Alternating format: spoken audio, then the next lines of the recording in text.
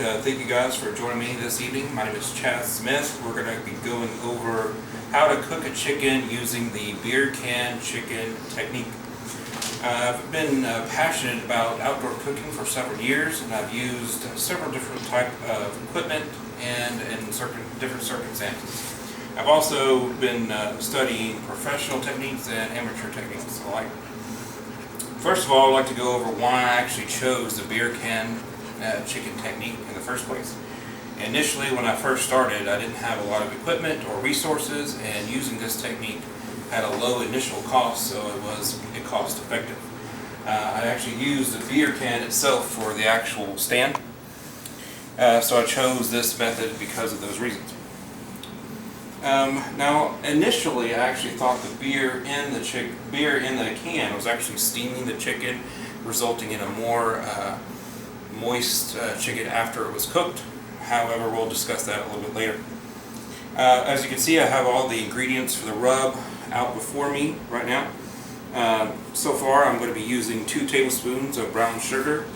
Actually, I'll use 2 tablespoons of the following: brown sugar, mustard, minced onion, paprika, salt, and garlic. And I use 1 tablespoon of ground coriander, cumin, and black pepper.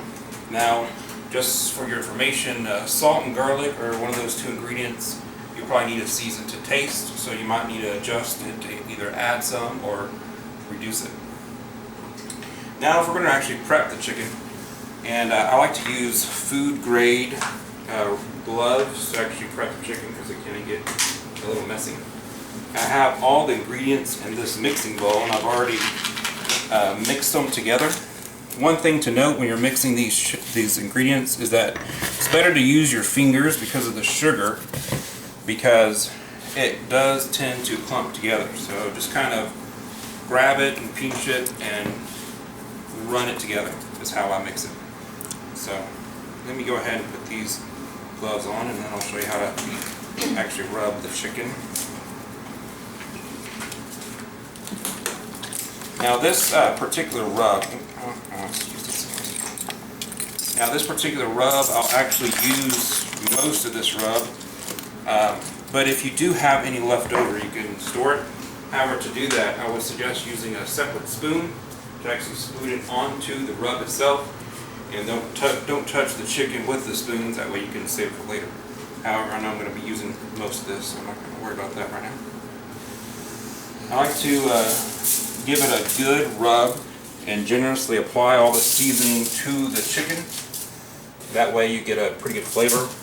Now, on the rub, I do like to raise the skin a little bit and actually get underneath the skin and rub the seasoning there as well. It can be a little tough to do that. You might have to use a little force to get underneath there, and just use the seasoning under there too. I think it gives it a better flavor. So, and we'll go ahead and finish rubbing the chicken.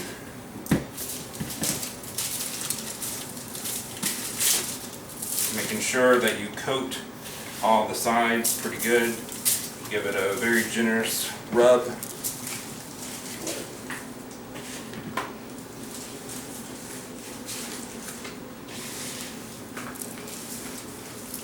Alright.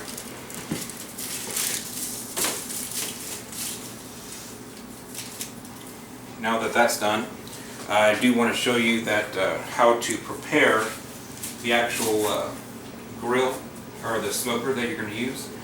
I'm actually going to be using a Weber Smoky Mountain, and this is a modular smoker, so I was able to take the bottom part here for a demonstration, and this is actually where you keep the coals. Now for the coal placement, I'm actually going to be using what's called a minion method if you want to come and videotape this for demonstration purposes. So basically all this is that you align the coals out on the outer edge of the container for the coals, and then you're going to use what's called a chimney. I like to use newspaper underneath it for the starter. Once you get this filled up and lit, I like to set that aside for about 20 minutes until it gets hot, and then pour that into the middle of the coals. Now, this method basically is going to create a domino effect for the coals, meaning the outer coals are not going to light until the coals next to them or get hot enough for them to light. So it creates like a very slow, very even cook. Now, we're actually ready to place the chicken on the crate.